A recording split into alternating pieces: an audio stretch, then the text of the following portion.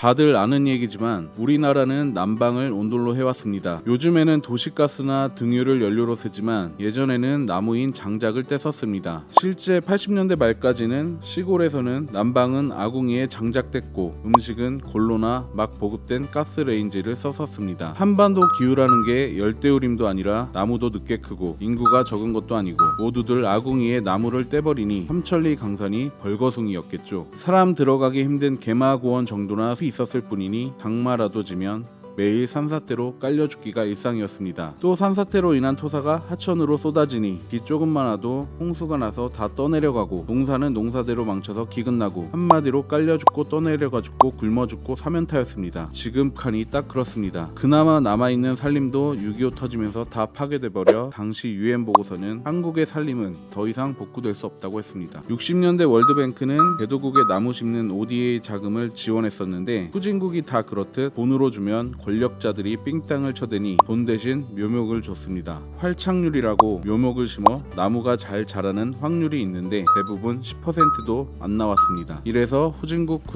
하나 봅니다. 한국도 처음에는 돈으로 받았는데 삥땅 의혹을 받았습니다. 그런데 삥땅의 형태가 좀 특이한데 월드뱅크 돈으로 묘목을 사는 게 아니라 석탄과 시멘트 탄광을 개발한 것입니다. 당시 한국 정부의 논리는 나무 백날 심어봐야 나무로 불 떼고 집 지으면 밑 빠진 독에 물 붓기 아니냐는 것이었습니다. 나무 대신 석탄으로 난방하고 나무 대신 시멘트로 집을 지어야 한다는 것이었습니다. 일단 새는 것부터 막는 게 우선 아니냐고 말했고 월드뱅크는 바로 납득하게 됩니다. 그 다음 단계는 화전민, 즉 숲속에 불을 질러 그 자리에 농사 짓는 사람들을 이주시킨 건데요. 이때 정부가 화전민을 회유한 명분이 어린 자식들 교육도 안 시키고 평생 화전민으로 키울 거냐는 건데 한국인들의 높은 교육열을 자극시키는 거였습니다. 시범 사업이었지만 화전민 정착촌에 양옥도 지어주고 학교도 만들어줍니다. 결론적으로 이 작전이 제대로 먹혀 대부분이 산을 내려옵니다. 화전민들에게 작게나마 일자리도 마련해 주었습니다. 여자는 묘목을 키우는 일을, 남자는 양봉을 하게 했습니다. 정산에 있고 싶으면 산을 지키는 산지기로, 도시에 살고 싶으면 환경미화원으로 채용시켜줬습니다. 당시 강원도에는 화전민만 3만 명이 있었다는데 다들 이렇게 정리합니다.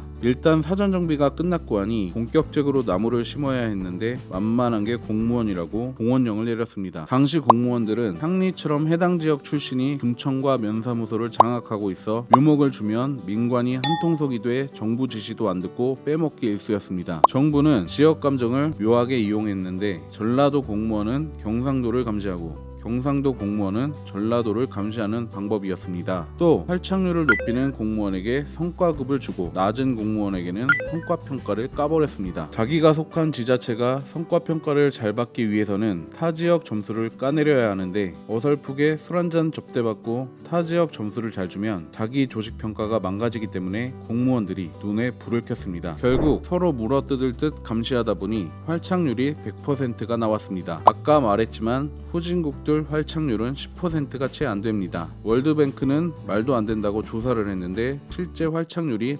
100%였습니다. 여기엔 비밀이 있는데 묘목 공급 시 이동 과정과 심는 과정에서 묘목이 죽으니까 통상 110%를 공급합니다. 일단 100%를 지정된 장소에 심고 남은 10%를 다른 곳에 몰래 키웠습니다. 이때 타 지역 공무원이 활착률을 점검하러 오면 비실비실한 나무를 딴 곳에 짱박아 심었던 나무로 교체해버렸습니다. 이렇게 치열하게 하다 보니 해풍과 돌산으로 나무가 자랄 수 없는 곳으로 알던 포항시까지 녹화 사업이 완료될 정도였습니다. 가파른 안반층은 허리에 줄을 묶고 올라가서 도랑 파고 물을 부어 나무를 심었습니다. 게다가 매년 줄 타고 올라가 비료를 줬습니다. 당시에는 일단 녹화를 위해 외래종인 아카시아 나무를 심었는데 이게 나름 전략으로 수명이 짧은 아카시아 나무로 산림을 조성한 뒤에 자연적으로 죽으면 떡갈나무 등 화렵수로 바꾸겠다는 겁니다. 이것을 산림 엔지니어링이라고 하는데 나무를 심는 어떤 수종으로 어떻게 설계해서 잘 심을까 하는 분야입니다. 지금은 나무를 공학적으로 심고 임도를 내고 산사태를 방지하기 위한 사방댐을 건설하고 있습니다. 어쨌건 60년대에 메마른 토양에서 잘 자라는 큰 키나무는 리기다 소나무, 하방오리, 아카시아 나무 정도밖에 없었고 아카시아 나무의 경우 뿌리옥 박테리아의 질소 고정으로 척박한 땅을 비옥하게 만드는 나무였다는 겁니다. 최초 계획도 1차는 아카시아 나무 등 생명력이 강한 품종,